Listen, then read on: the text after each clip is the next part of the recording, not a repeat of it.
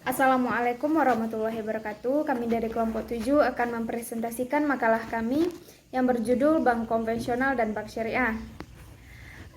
Saya Mega Yanti dan 3 teman saya yang lainnya, Miftahur Rahmah, Muhammad Fajri, dan Ori Oki Olanda.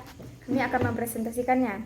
Yang pertama, bank konvensional. Praktik perbankan konvensional sebenarnya sudah ada sejak zaman Babilonia, Yunani, dan Romawi. Praktik-praktik perbankan saat itu sangat membantu dalam lalu lintas perdagangan. Pada awalnya praktik perbankan terbatas pada tukar-menukar uang, lama-kelamaan praktik tersebut berkembang menjadi usaha penerima tabungan, menitipkan ataupun meminjamkan uang dengan memungut bunga pinjaman. Di Indonesia, sebagaimana ditentukan dalam Undang-Undang Nomor 7 Tahun 1992, dibedakan dua jenis bank dengan usahanya masing-masing Pasal 6 Undang-Undang Nomor 7 Tahun 1992, yakni yang pertama bank umum. Menurut ketentuan Pasal 6, usaha bank umum meliputi yang pertama, menghimpun dana dari masyarakat dalam bentuk simpanan giro, deposito berjangka, sertifikat deposito, tabungan, dan bentuk lainnya yang dipersamakan dengan itu. Kemudian, memberikan kredit. Yang ketiga, memberikan surat pengakuan hutang. Yang keempat, membeli, menjual, dan menjamin atas risiko sendiri maupun untuk kepentingan dan atas perintah nasabahnya.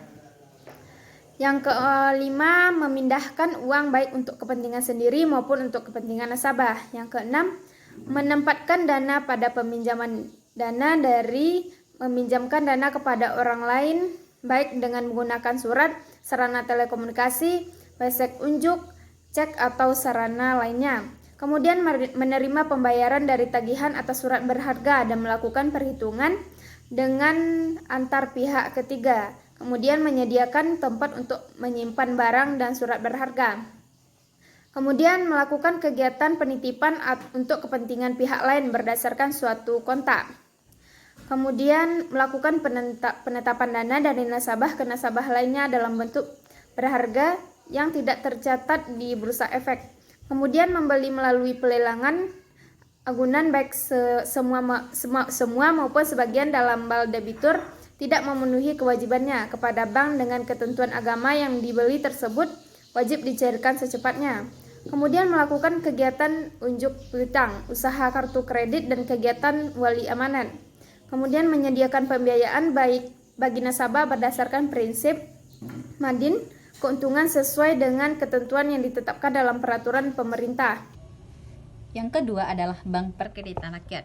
Menurut ketentuan Pasal 13 LTU Nomor 7 Tahun 1992 tentang usaha perbankan, usaha bank ini meliputi menghimpun dana dari masyarakat, memberikan kredit, menyediakan pembiayaan, dan menempatkan dananya dalam bentuk sertifikat Bank Indonesia, deposito berjangka, sertifikat deposito, dan atau tabungan pada bank lain. Selanjutnya yaitu Bank Syariah. Menurutnya praktek perbankan dalam Islam telah ada sejak lama. Ia menyebutkan bahwa pengusaha muslim telah mengenal usaha penukaran uang yang dalam sejarah Islam dikenal dengan saraf dan adanya siftajah, yakni sejenis letter of credit atau kertas pembayaran yang menandakan telah dikenal operasional transfer dananya dalam masyarakat muslim. Prinsip-prinsip akad bank syariah ini ada 5. Yang pertama adalah prinsip titipan atau simpanan, yang kedua adalah prinsip bagi hasil, yang ketiga adalah prinsip jual beli, yang keempat adalah prinsip sewa, dan yang kelima adalah prinsip jasa. Yang pertama tadi adalah prinsip titipan atau simpanan.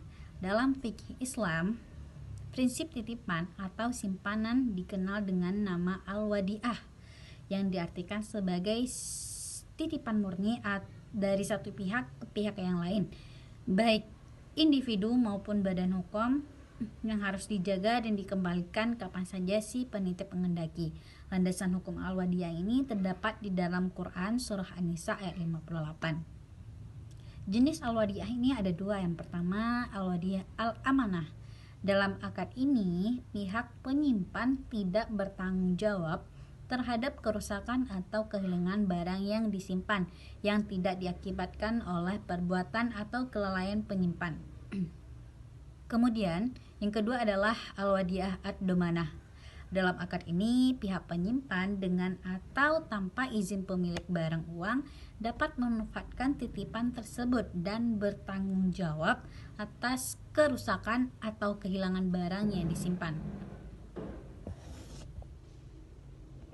Yang kedua, bagi hasil atau profit sharing. Secara umum, prinsip bagi hasil dalam perbankan syariah dapat dilakukan dalam 4 macam akad utama, yaitu musyarakah, mudarabah, musakkah, dan muzara'ah. Sungguh pun demikian, prinsip yang paling banyak diterapkan dalam praktek perbankan adalah mudarabah dan musyarakah. Yang ketiga, prinsip jual beli. Bentuk-bentuk akad yang digunakan prinsip jual beli adalah ba'i al-murabahah, ba'i bisamanin ajil, ba'i asalam, dan ba'i istisna. Dasar hukum akad-akad dengan prinsip jual beli secara umum adalah Quran Surat Al-Baqarah ayat 275 dan Quran Surat An-Nisa ayat 29. Ba'i al-murabahah dan ba'i bisamanin ajil. Ba'i bisamanin ajil adalah persetujuan jual beli suatu barang dengan harga sebesar harga pokok ditambah dengan keuntungan yang disepakati bersama. Sewa atau al-ijarah. Dasar hukum prinsip ijarah adalah Quran Surat Al-Baqarah ayat 233. Akad yang menggunakan prinsip ijarah ini terbagi kepada 2 bagian, yaitu yang pertama ijarah atau operational lease itu sendiri, dan al-ijarah al-muntahiyah bitamlik dengan financial lease with purchase option. Yang pertama kita bahas al-ijarah atau operational lease. Al-ijarah adalah akad pemindahan hak guna atas barang atau jasa melalui pembayaran upah sewa tanpa diikuti dengan pemindahan kepemilikan, atau disebut juga dengan ownership atau milkiyah atas barang itu sendiri. Kemudian yang kedua, al-ijarah muntahi bitamlik, disebut juga dengan financial lease with purchase option, adalah transaksi yang disebut dengan al-ijarah al-muntahiyah bitamlik adalah perpaduan antara kontrak jual beli dan sewa, atau lebih tepatnya akad sewa yang diakhiri dengan kepemilikan barang di tangan penyewa. Sifat pemindahan kepemilikan ini pula yang membedakan antara ijarah biasa. Kemudian yang selanjutnya prinsip jasa atau juga disebut juga dengan fee-based service. Beberapa akad yang didasarkan pada prinsip jasa adalah yang pertama al-wakalah. Wakalah atau wikalah berarti penyerahan, pendelegasian atau pemberian mandat. Dasar hukum wakalah adalah Quran Surat Al-Kahfi ayat 19 dan Quran Surat Yusuf ayat 55. Kemudian yang kedua al-kafalah. Al-kafalah merupakan jaminan yang diberikan oleh penanggung kafil kepada pihak ketiga untuk memenuhi kewajiban pihak kedua atau yang ditanggung. Dalam pengertian lain, kafalah juga berarti mengalihkan tanggung jawab orang lain kepada penjamin. Dasar hukum al-kafalah ini adalah Quran Surat Yusuf ayat 72. Jenis-jenis kafalah adalah kafalah bin nafsi, kafalah bil mal, kafalah bitamlik, kafalah al-munzazah, dan kafalah al-mu'allaqah. Kemudian yang C, al-hawalah. Al-hawalah adalah akad pengalihan hutang dari pihak yang berhutang kepada pihak lain yang wajib menanggungnya. Kemudian yang keempat, al-rahan. Al-rahan adalah menahan salah satu harta milik si peminjam sebagai jaminan atas pinjaman yang diterimanya. Barang yang ditahan tersebut harus memiliki nilai ekonomi secara sederhana. Rahan adalah jaminan utang atau gadai. Dasar hukumnya Quran Surat Al-Baqarah ayat 283. Kemudian yang terakhir al-qard. Al-qardu ini adalah akad pinjaman yang wajib dikembalikan dengan jumlah yang sama pada waktu yang disepakati. Secara teknis, pinjaman ini diberikan oleh seseorang atau lembaga keuangan syariah pada orang lain yang kemudian digunakan untuk kebutuhan yang mendesak.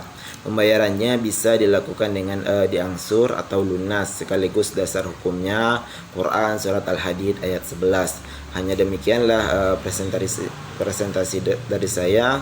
Terlebih terkurang mohon maaf. Assalamualaikum warahmatullahi wabarakatuh.